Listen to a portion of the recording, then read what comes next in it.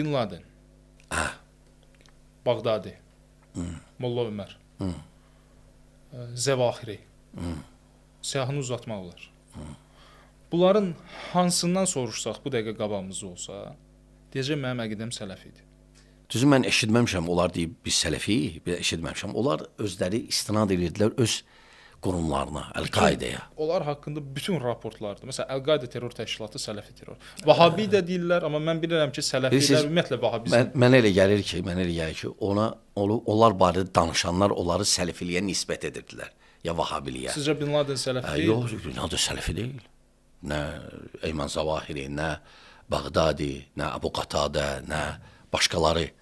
Onlar sələfilik biz necə təyin eləyək? Az sağ olun. Çünki indi siz deyirsiniz deyil. Amma məsələn, bəlkə də Bağdadi dili ilə deməyib, amma məncə deyibdir. Deməyib. Eşitməmişik biz, amma yox, Bağdadi necə Bağdadi məncə deyib. Yox, ola bilər Bin Laden deməyib. Bağdadi 100%, Samirada deyib. Samirada məscidi var. Bağdadidə məscidi var. Yəni özünün məscidi deyil. Yəni özünün yaşadığı şəhər olub, orada imam olub və o məscid sələfi cəmaatının getdiyi məsciddir. O da sələfi cəmaatının imamı olub. Bilirsiniz, sələfi cəmaatı orada olmaz. Yox, işğaldan qabaq. Hətta onun haqqında mən danışmışam, bəzi adamlardan məlumat toplamışam. Mənə deyiblər ki, bilirsiniz, o belə adam deyildi.